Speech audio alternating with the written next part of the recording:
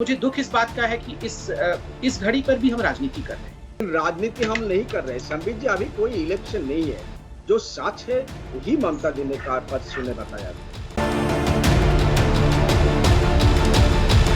जो डैमेज या जो नुकसान हुआ है उस पर जल्द ही कंट्रोल पा लिया जाएगा। ममता बनर्जी के साथ मिलकर काम कर रहे हैं राज्यपाल संबित पात्रा।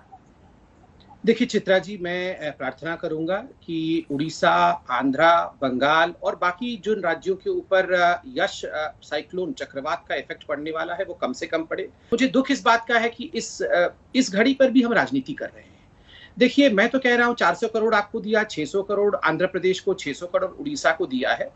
पूरा खर्च कर लीजिए और चाहिए पड़ेगा। आप ही का पैसा है, ये पैसा किसी और का नहीं है। बंगाल का ही पैसा है, उड़ीसा का ही पैसा है, आंध्रा का ही पैसा है। ये अपरिपक्वता है चित्रा जी कि इसको 600 करोड़। उड़ीसा में भी कोई बीजेपी की सरकार नहीं है, आंध्रा में भी हमारी सरकार नहीं है, तो ये आप सब हमारे लिए बराबर है। प्लीज मैं हाथ जोड़ के निवेदन करूंगा, इस प्रकार की बचकाने हरकत ना करें। आप 400 करोड़ खर्च करिए और चाहिए, आप ही का पैसा है, आपको दिया जाए। लैंडफॉल उड़ीसा में जरूर हुई है, लेकिन जो जगह संबित जी को भी पता है वो बिल्कुल हमारे बॉर्डर के करीब है। वहीं पर ईस्ट मिदनापुर शुरू होते हैं। आपको पता है बालासोर के बगल में ही हमारे बॉर्डर है। और उस जगह में आप अगर देखोगे तो बहुत सारा डैमेज हुआ है प्रॉपर्टीज का। जान की कोई डैमेज नहीं हुआ, लेकिन प्रॉपर्टीज का बहुत सारा डैमेज हुआ। लेकिन मैं ये कह रहा हूँ कि अभी जो प्राथमिक रिपोर्ट है, हम लोग असेसमेंट नहीं करना चाहते हैं। लेकिन राजनीति हम नहीं कर रहे संबित जी, अभी कोई इलेक्शन नहीं है। जो सच है वही ममता जी ने परसों ने बताया था कि हमारा राज्य बड़ा है, लेकिन ठीक है, फिर भी वो मान लिया था। वो कुछ इस तरह एक तो बात आएगी ना, क्योंकि हम देखा है पिछले बार जो आम्फान के जो आपने राहत के लिए पैसा दिए थे वो काफी कम थे। हमारा असेसमेंट थे, ऑफिशियल्स थे, प्राइम मिनिस्टर आए थे, बहुत अच्छी बात है। लेकिन जो राहत हमको मिला था वो बहुत कम था। तब आप कह सकते हो इलेक्शन थे, हम इलेक्शन के लिए पॉलिटिक्स कर रहे थे। लेकिन अभी कोई इलेक्शन नहीं है, कोई पॉलिटिक्स का कोई जरूरत भी नहीं है। अभी 3 साल तो हम चुप रह सकते हैं ना। इस बारे में एटलीस्ट इस बारे में हाथ जोड़ से प्रार्थना करेंगे संबित जी से। अभी कोई पॉलिटिक्स का घड़ी नहीं है। ठीक है। और साथ ही ये भी पता होना चाहिए संबित जी, हम कोरोना के खिलाफ लड़ रहे हैं।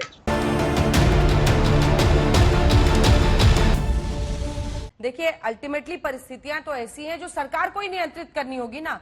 आपके हाथ में बागडोर है। विरोध जब होता है तो सवाल और जवाबदेही और जिम्मेदारी सरकार की होती है।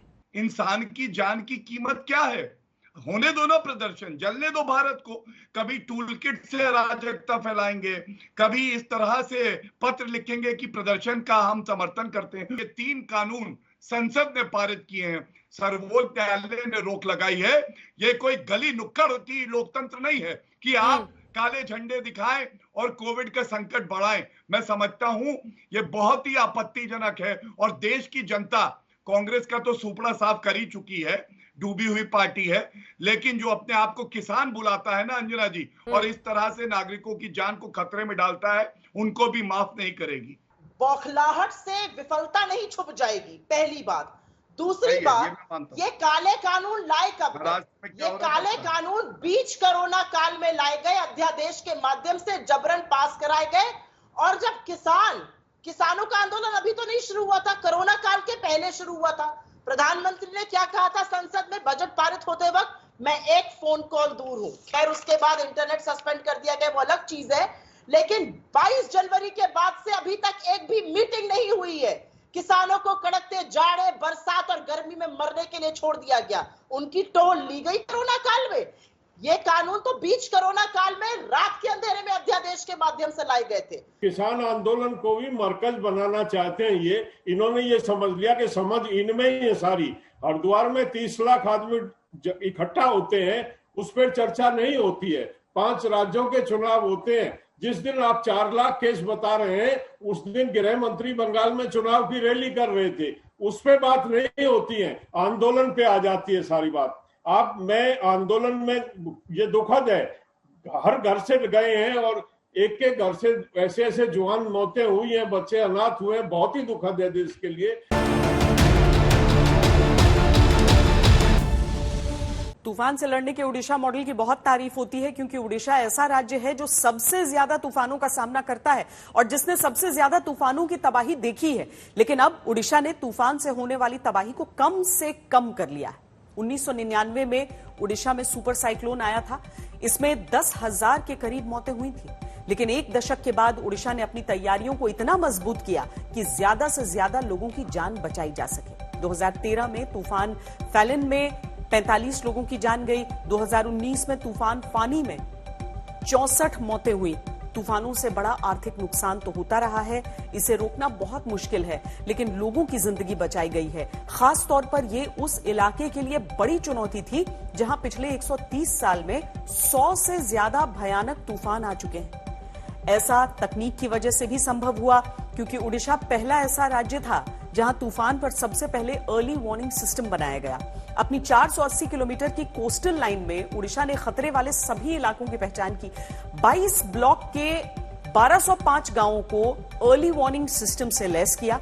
समुद्र तट से 1.5 किलोमीटर के दायरे में पूरे कोस्टल लाइन में 122 जगहों से निगरानी शुरू की। तकनीक का एक फायदा यह भी मिला कि पहले जहां 3 दिन में पहले ही किसी तूफान का अलर्ट मिलता था, वहां पर 5 दिन पहले अलर्ट मिल जाता है। इससे तैयारियां करने में ज्यादा समय मिल जाता है। तूफान तो चंद घंटों के लिए आते हैं, लेकिन अपने पीछे इतनी तबाही छोड़ जाते हैं जिसकी भरपाई करना कई बार वर्षों तक संभव नहीं हो पाता। पिछले साल बंगाल की खाड़ी में उठे अम्फान तूफान ने पश्चिम बंगाल में तकरीबन 1 लाख करोड़ रुपए का नुकसान किया। अम्फान से बांग्लादेश में हुआ नुकसान भी तकरीबन 946 करोड़ रुपए के बराबर है। 2019 में बुलबुल तूफान ने पश्चिम बंगाल को तकरीबन 24,500 करोड़ की आर्थिक चोट पहुंचाई। साल 2019 का फानी तूफान भी ओडिशा को 14,600 करोड़ का आर्थिक नुकसान पहुंचा कर गया।